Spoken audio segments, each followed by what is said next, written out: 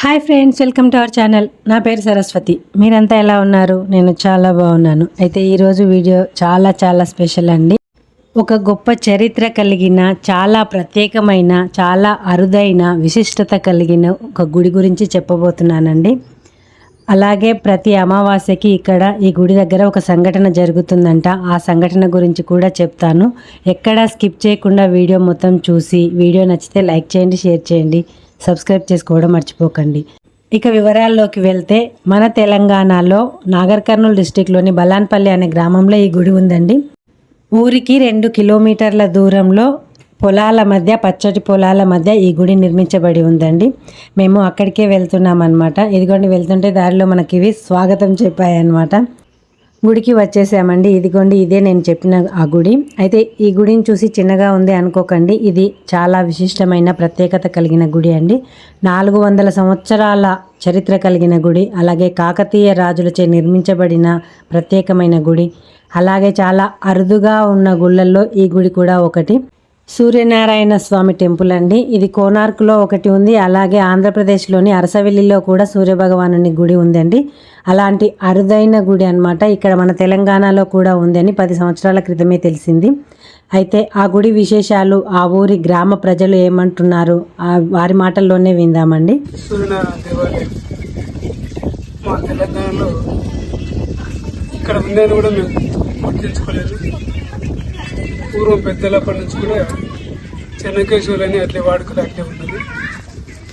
ఈ 5-6 సంవత్సరాల నుంచి అది గుర్తించి తెలంగాణలో, మరి ఆంధ్రలో అక్కడ ఉంది, తెలంగాణలో ఇక్కడ ఉంది, దీన్ని ఏ విధంగా డెవలప్ చేయాలని 4 సంవత్సరాల నుంచి రథసప్తమికి ఉత్సవాలు కార్యక్రమాలు చేస్తూనే ఉన్నాం. ఈ ఆలయాన్ని ఏ విధంగా డెవలప్ చేయాలని మరి అందరం దీన్ని ముందుకు వచ్చి చేయాలని అనుకుంటున్నాం. తెలంగాణలో మరి బలాన్పల్లికి మంచి పేరు వచ్చేటట్టు ఇక్కడ దేవాలయం దర్శించుకొని అందరూ కూడా మరి తరించాలని కూడా మేము అనుకొని ఈ దేవాలయం నిర్మాణం చేయాలని అనుకుంటున్నాం. సూర్యనారాయణ దేవాలయం 400 సంవత్సరాల క్రితం నుంచి ఉంది. ఈ విగ్రహం కూడా కాకతీయుల నాటి విగ్రహం, అది రాతి. అది తెలంగాణ రాష్ట్రం నాగర్ కర్నూల్ జిల్లా తాడూరు మండలం బలాన్పల్లి గ్రామం ఇది. ఇక్కడ గతంలో ఎప్పుడో కాకతీయుల కాలం కంటే ముందే స్వయంభూగా వెలిసినటువంటి శ్రీ సూర్యనారాయణ స్వామి దేవాలయం ఉంది. అయితే కొన్ని కారణాల వల్ల ఈ దేవాలయాన్ని మా పెద్దలు, మా పూర్వీకులు, గ్రామస్తులు కూడా కొంత గుర్తించలేకపోవడం వల్ల కొంత వెనుకబడి ఉండడం జరిగింది. ఈ మధ్యలోనే, అంటే గత 10 సంవత్సరాల క్రితము దేవాలయ కోసం దర్శించినటువంటి కొంత స్వామీజులు ఈ దేవాలయం ఆకారాన్ని చూసి ఇది సూర్యనారాయణ స్వామి దేవాలయం, ఇక్కడ ఉన్నటువంటి శాసనాలు, కాకతీయుల కాలంలో ఉన్నటువంటి శాసనాలు కొన్నిటిని వాళ్ళు గుర్తించి ఇది కాకతీయుల కాలంలో కన్నా ముందే ఇది నిర్మించబడింది, కాకతీయుల కాలంలో ఇది కొంత అభివృద్ధి చెందింది అనేటువంటి ఆ శాసనాలను బట్టి ఆ స్వాములు మాకు వివరించడం వల్ల ఆ గత 10 సంవత్సరాల క్రితం నుంచి ఈ దేవాలయాన్ని మేము అభివృద్ధి చేసుకుంటూ వస్తూ ఉన్నాము. అయితే మేము ఎక్కడ అంటే ఈ శాస్త్రాలు కానీ, తర్వాత శాసనాలు కానీ, తర్వాత పురాణాలను బట్టి చూస్తే ఈ తెలుగు 2 రాష్ట్రాలలో ఈ శ్రీకాకుళంలో అరసవెల్లిలో ఒక సూర్య దేవాలయం ఉంది. తర్వాత ఇక్కడనే అని చెప్పేసి మేము ఎంతో మంది గొప్ప వక్తలను కానీ, తర్వాత యోధులను కానీ, స్వామీజులను కలిస్తే వాళ్ళందరూ ఒకే మాట చెప్తున్నారు, మన తెలుగు రాష్ట్రాల్లో ఒకటి అరసవెల్లి, తర్వాత ఇదే దేవాలయము, మరి ఎందుకు మీరు ఇట్లా చేస్తున్నా అని చెప్తే అప్పటి నుంచి మా పెద్దల్ని, గ్రామ పెద్దల్ని అందరినీ వెంబడేసుకుని దేవాలయాన్ని ప్రతి సంవత్సరం రథసప్తమి సందర్భంగా ఘనంగా 3 రోజులు ఇక్కడ కార్యక్రమాలు నిర్వహిస్తున్నాం. ప్రతి సండే ఇతర ప్రాంతాల నుంచి, హైదరాబాద్ నుంచి కానీ, కర్నూలు నుంచి కానీ ప్రతి సండే భక్తులు దేవాలయాన్ని దర్శించుకోవడం జరుగుతుంది. తర్వాత ప్రతి ఆదివారం మా దగ్గర దేవాలయం దగ్గర అయ్యగారు అందుబాటులో ఉంటాడు. ఆ స్వామివారికి కావాల్సినటువంటి అభిషేకాలు, పూజా కార్యక్రమాలు కూడా నిర్వహిస్తున్నాం. ఈ మధ్యనే అంటే 2 నెలల నుంచి దేవాలయాన్ని నిర్మించుకోవాలని ప్రణాళిక వేసి దానికి ఎంత బడ్జెట్ ఇస్తుందో అంచనా వేసుకుని వాళ్ళ నిర్మాణ వ్యవస్థను తీసుకొచ్చి ఒక అంచనా వేసి మా గ్రామంలో ఇప్పటికీ చందా చేయడం జరిగింది. అందరూ ఇస్తూ ఉన్నారు. తర్వాత ఈ కొన్ని రోజుల తర్వాత పక్క గ్రామాల్లోకి వెళ్ళి, అంటే మా గ్రామ బంధువులు ఉన్న వాళ్ళ గ్రామాల్లోకి వెళ్ళి తర్వాత అందరూ వెళ్ళి దేవాలయాన్ని నిర్మించుకోవాలని ఒక కంకణం కట్టుకున్నాం. మా గ్రామస్తులు అందరూ సహకరిస్తున్నారు. మరియు ఇతర గ్రామస్తులు, భక్తులు కూడా దేవాలయ నిర్మాణం కోసం ఎక్కడ లేదు సూర్యనారాయణ దేవాలయం ఇక్కడనే ఉంది కాబట్టి దీనికి మా వంతు సహకారం అందిస్తున్నామని ముందుకు వస్తున్నారు. అదేవిధంగా దేవాలయం ప్రతి అమావాస్య రోజు ఇక్కడ నిద్రిస్తారు భక్తులు.